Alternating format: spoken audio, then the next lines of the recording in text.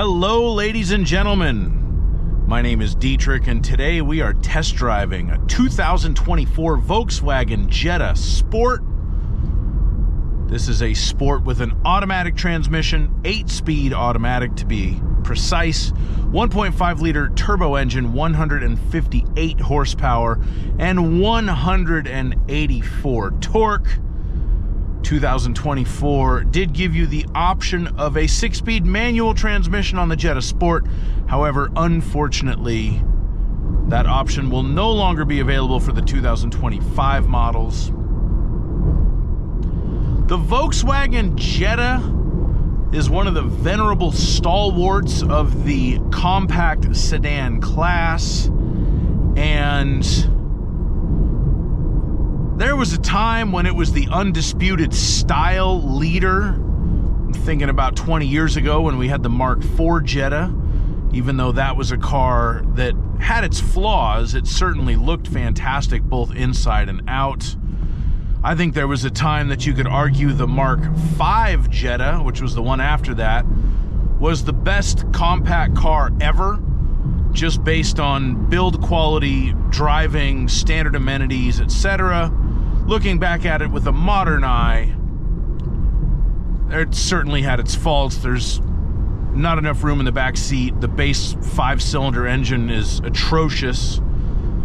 And then for the Mark VI Jetta, they really cheapened it up, especially on the early ones, going back to the solid rear axle, the 2.0 slow engine.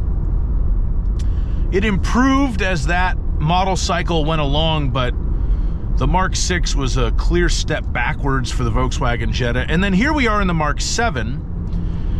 And I think that the Jetta has regained some, if not all, of its former luster. The Mark VII Jetta, to me, is the compact car that's trying its hardest to be a bigger car.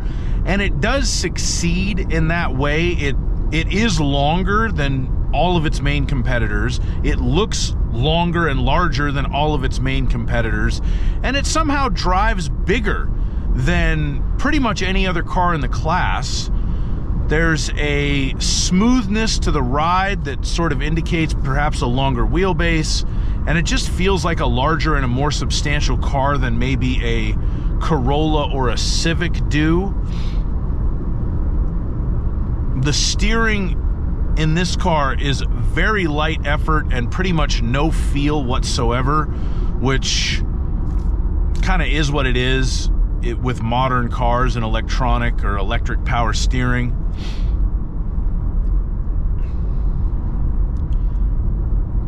The ride is smooth. The wind noise and the tire noise is all pretty muffled, so you don't get a whole lot of that. And overall, it's a very comfortable car and a nice place to be. Even this one with its manual seats and key you have to put in and turn. The Sport is one level up from a base, and it feels like it. It's essentially a base model with nicer wheels, nicer cloth seats, an electronic limited slip differential that I could take or leave. And that's kind of it, but it feels nice to drive.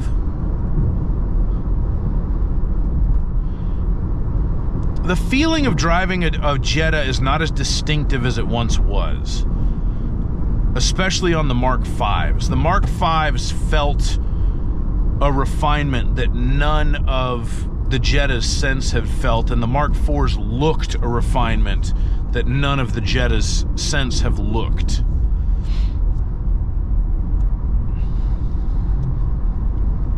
If you could take the style and the interior build quality of a Mark IV, like the interior wow factor of a Mark IV, what it had 20, 25 years ago,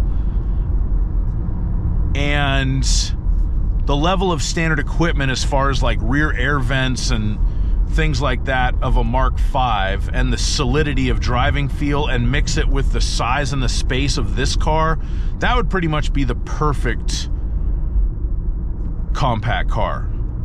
And if you could get Jetta TDI fuel economy without Jetta TDI cheating the EPA, then it would be the perfect compact car. But that's asking for a lot, and I understand that.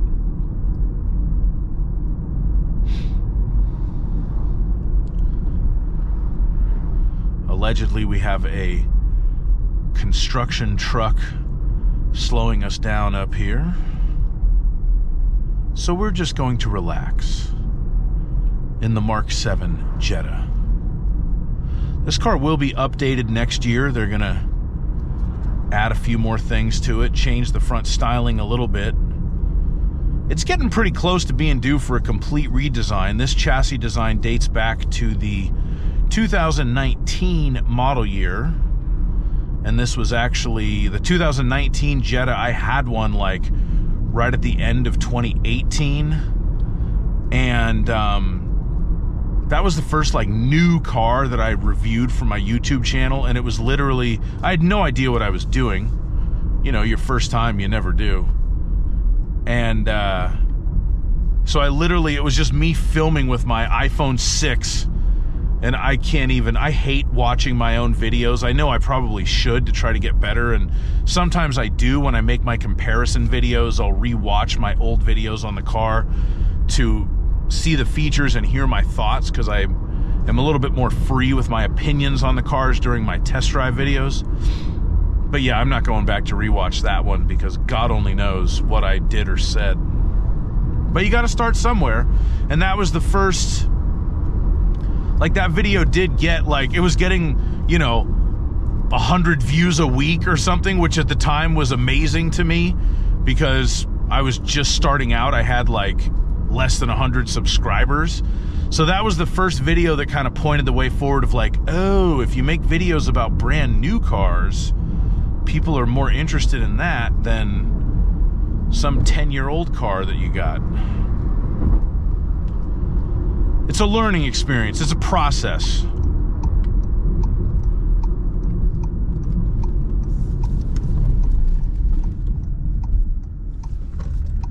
Do my funky little U-turn here.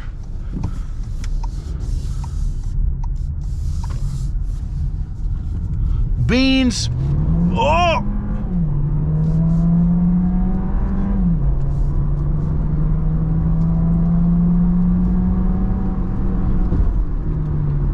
It's amazing what some torque will do for you. Comparing this car specifically to a new Honda Civic Sport with its 158 horsepower, 2-liter non-turbo 4-banger, this car feels so much faster.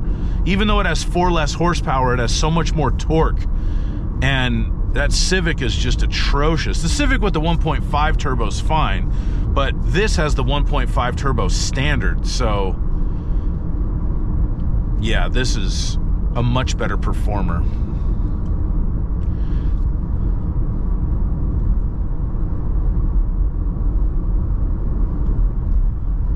Do a little refinement check. That's 60.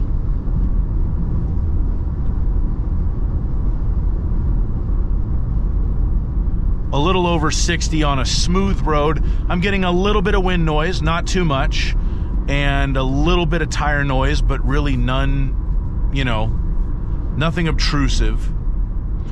The steering does build up effort as the, you know, tires reach some resistance from the grip. So the steering feel, once you kind of get used to it, it's I'd say it's above average for modern cars, but going back to cars like old school cars with hydraulic steering pumps, nothing on that.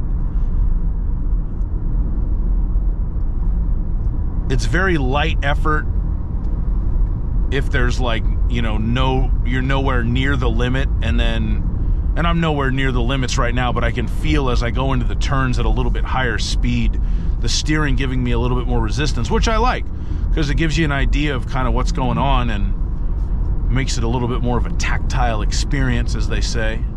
I like the fact they didn't even bother to put paddle shifters on this one. You can take manual control of the gears, but it's down on the stick. Fourth, third. 4th, 5th.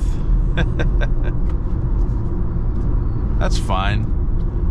I think they put paddle shifters on too many cars because I don't think very many people actually use them. I use them very sparingly in the cars that I've had that have had paddle shifters, and I've had a lot of cars with paddle shifters in them. Let's see how we do passing up the hill. I'll bet this Honda Pilot's gonna slow us down.